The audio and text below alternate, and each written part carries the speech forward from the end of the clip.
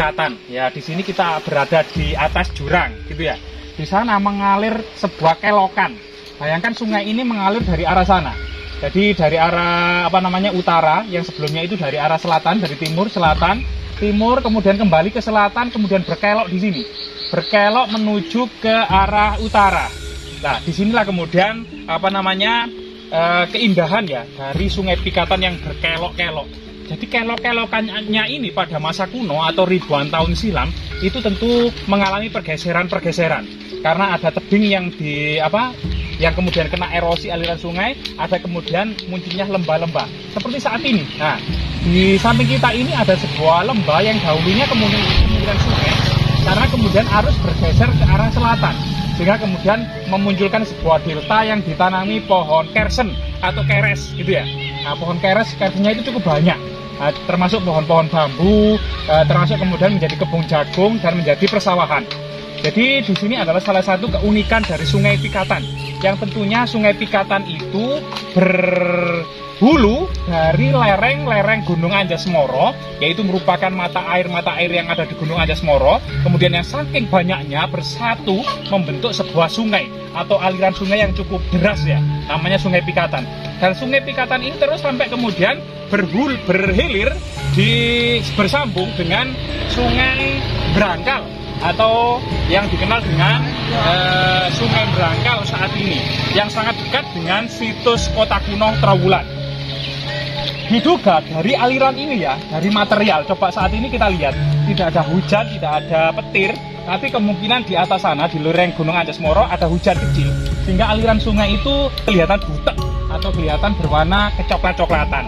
Dan ini menandakan memang dinamika lereng Gunung Anjasmara yang berbukit-bukit, bahkan ya ribuan bukit ya Gunung Anjasmara ini.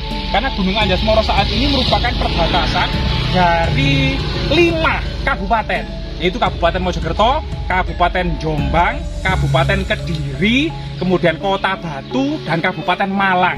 Ini merupakan wilayah yang sangat luas, sebuah gunung misteri ya, Gunung Anjasmara. Puncaknya sendiri melalui pendakian dari Wonosalam Jombang. Sedangkan bukit-bukitnya itu banyak sebagai jalur pendakian. Ada Bukit Semar, ada kemudian Buta, ada kemudian Lorokan, Rengganis, Gunung Pegat, ada kemudian Watu Jengger, banyak sekali. Karena bukit-bukitnya itu ribuan bahkan. Bahkan konon katanya ada segerombolan sapi liar atau banteng itu yang masih berada di sana, termasuk harimau. Merak juga banyak, rangkong juga banyak, kijang, babi hutan juga banyak. Karena memang tersembunyi di balik ribuan bukit Gunung Anjasmara.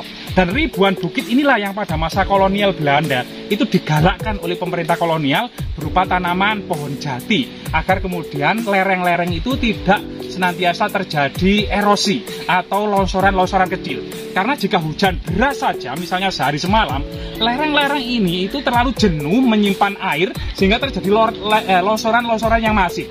Diduga semua longsoran itu akan kemudian menyatu di Sungai Pikatan, yaitu sungai yang sangat dalam sebenarnya, tapi sewaktu-waktu kalau terjadi banjir bandang, ini air bisa meluap sampai ke atas sini. Nah, inilah kemudian pada masa lalunya memang Sungai Pikatan banyak sekali kemudian menimbulkan bencana atau mengubur struktur-struktur lama, termasuk di dekat Sungai Pikatan ini, misalnya Desa Kuno Sungai Pikatan, di kedalaman tanah sekitar 1 meter terkubur banyak pondasi-pondasi batu bata kuno yang terkubur. Nah, begitu juga kemudian situs Pikatan sendiri, kemudian di sana juga situs WW gitu ya, yang dahulu juga pada masa Empu Sendok, Sungai Pikatan itu juga menjadi perhatian utama. Salah satu permaisuri dari Empu Sendok namanya Rakai Mangibil Diakebih Parameswari. Nama aslinya kelihatannya Diakebih. Nah, itu kemudian menjadi parameswari atau permaisuri dari Raja Empu Sendok. Itu tahun 935 mengeluarkan prasasti Wulik. Kemungkinan Wulik pada masa kuno saat ini menjadi nama Wiyu atau Desa Wiyu. Karena desa-desa di sekitar Wiyu yang nama kunonya kemungkinan Wulik itu masih ada yang sebagian eksis, ada yang sudah berganti nama. Misalnya Desa Wulik itu terdiri dari 5 dusun, Pangiketan, Panghawaran, Padi-Padi, Pikatan, dan Busuran. Nama Padi itu masih eksis saat ini, juga menjadi sebuah nama desa di Kecamatan Gondang, Kabupaten Mojokerto, Jawa Timur. Nah, disinilah kemudian dinamika dari Sungai Pikatan yang menimbulkan keberkahan pada musim kemarau untuk mengalirkan sawah-sawah sekitarnya, juga sewaktu-waktu. Ya, sewaktu-waktu sungai yang bisa menimbulkan kemudian sebuah mara bencana ya, termasuk kemudian alirannya itu kalau hujan sehari semalam saja itu bisa penuh. Namun ketika surut seperti ini itu menjadi keberkahan bagi para penambang pasir. Nah, seperti di sana menjadi ada sebagian penambang pasir secara tradisional cuma kecil-kecilan juga menjadi permainan anak-anak ya untuk mandi, jejeburan di sungai, dijeram gitu ya, dengan menggunakan alat ban bekas, kemudian juga kebahagiaan ya anak-anak untuk di sungai. Tapi memang tetap waspada ya, karena hujan dari atas sana yang saat ini kita di sini memang tidak hujan, itu akan sewaktu-waktu juga menimbulkan banjir yang sangat besar.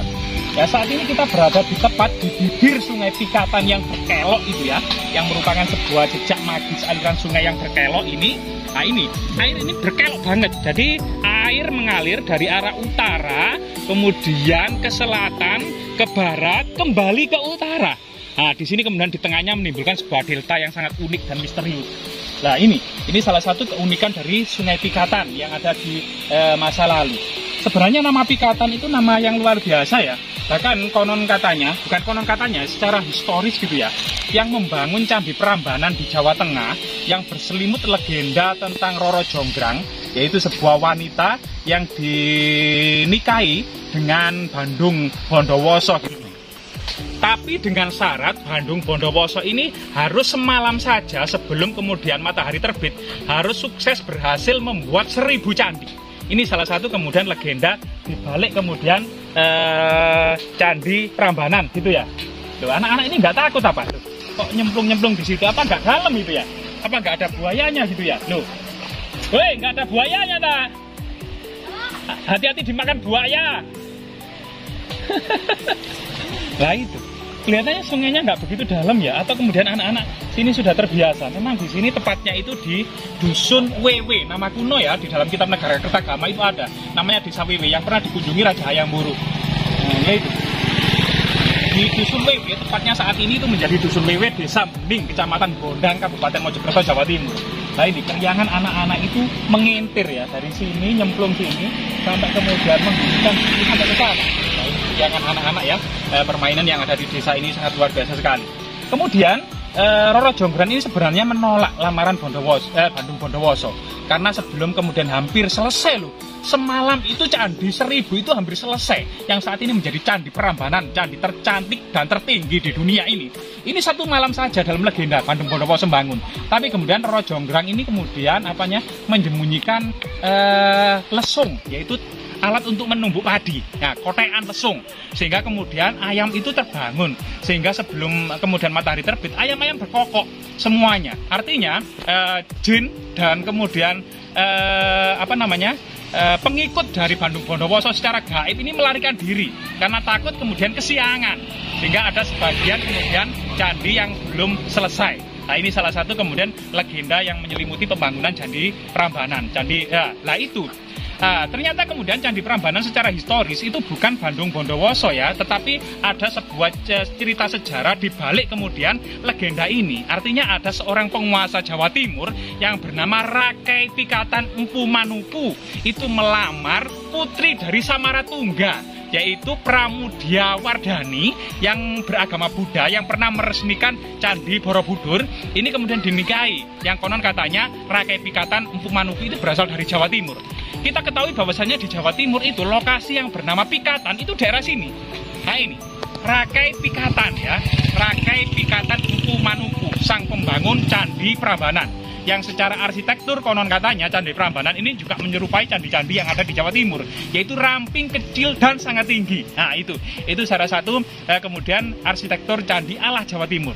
Sedangkan candi-candi Jawa Barat itu Jawa Tengah cenderung itu seperti candi Borobudur, sukanya tambun besar. Nah itu salah satu kemudian keunikan dan cerita di balik Candi Prambanan yang didirikan oleh Rakai Pikatan Empu Manuku. Nah, termasuk alam Jawa Timur dan Sungai Pikatan pada khususnya memberikan keberkahan dan kemudahan serta kemakmuran bagi masyarakat sekitarnya. Namun sewaktu-waktu bencana besar tidak bisa terelakkan. Inilah sebuah kebijaksanaan yang kemudian menjadi pelajaran bagi masyarakat yang hidup di sekitarnya, di sekitar lembah Sungai Pikatan, sehingga kemudian kelestariannya, pohon-pohonnya, serta kemudian lereng-lereng Gunung Anjas Moro ini harus terus kita perhatikan dari waktu ke waktu, agar kemudian kejadian bencana di masa lalu itu menjadi pelajaran untuk menata hidup yang akan datang, sebuah bencana yang mengancam kita semuanya, dan itu wajib kita jaga. Dan masa lalu, bencana di masa lalu yang menenggelamkan kota kuno Majapahit ini sebagai pelajaran yang sangat berharga. Terima kasih, demikianlah.